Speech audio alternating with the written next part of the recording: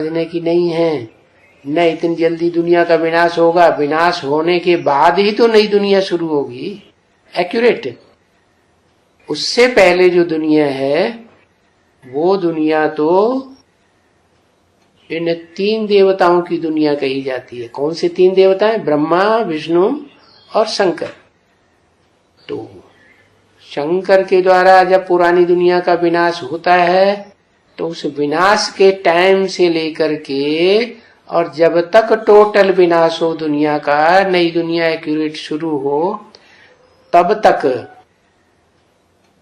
आत्मिक स्टेज में रहने वालों की दुनिया रहती है, जहां देह भान और देह की इंद्रियों का कोई नाम निशान भी नहीं रहता।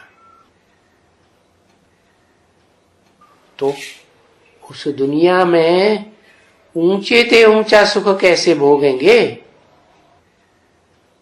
है? भोगेंगे?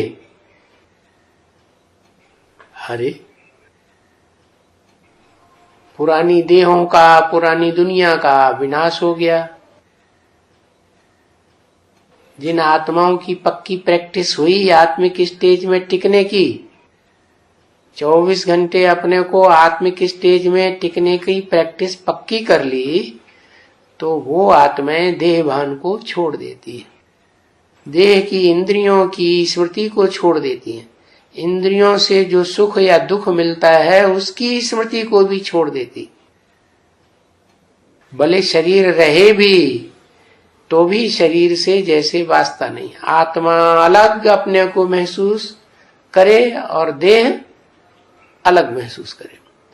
तो ऐसी स्टेज धारण करने वाली आत्माएं फिर सुख में रहेंगी, दुख में रहेंगी। सुख में रहेंगी तो कैसे सुख में रहेंगी?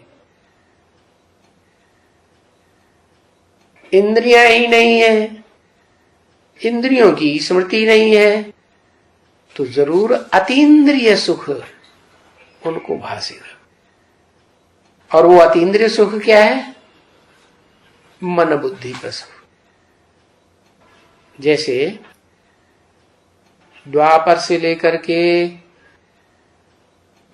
राजाइयां चलती रही, लड़ाइयां होती रही, राजाइयों में राजाएं लड़ाई लड़ने जाते थे अपनी सेना को लेकर के, जीत के आते थे तो उनको सुख होता था। लेकिन जो घाव लगे उनका दुख महसूस होगा या नहीं? थोड़ा घाव लगेगा, दुख महसूस नहीं होगा है? ज्यादा दुख महसूस होगा या कम? कम क्यों? लड़ाई में इतने इतने घाव लगते हैं तो दर्द नहीं होता शरीर में, क्योंकि वो वही आत्माएं होती हैं राजा बनने वाली जिन्होंने आत्मिक स्टेज की प्रैक्टिस की थी। वो आत्मिक स्टेज की प्रैक्टिस पक्की बनी रहती है, तो उन्हें अनुभव नहीं होता है उस समय किसका? घावों का उतना ज्यादा अनुभव नहीं होता, जीत का अनुभव ज्यादा होता है।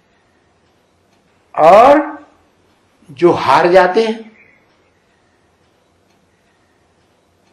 वो जो राजाएं हैं ऊंची किस्म के राजाएं, क्योंकि ब्राह्मणों की 9 कुरियां गाई जाती हैं।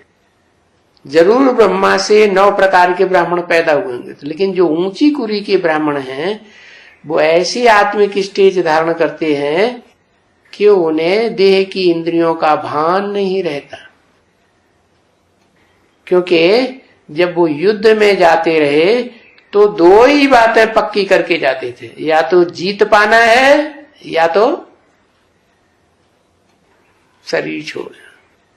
देहम वा पातयामि कार्यम वा साधयामि, या तो अपने राज्य की प्रजा की रक्षा करनी है या तो शरीर छूट जाएगा, अगले जन्म में फिर लड़ाई लड़ेंगे।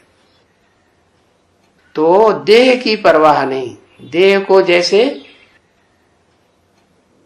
स्वाहा करने के लिए जाते हैं,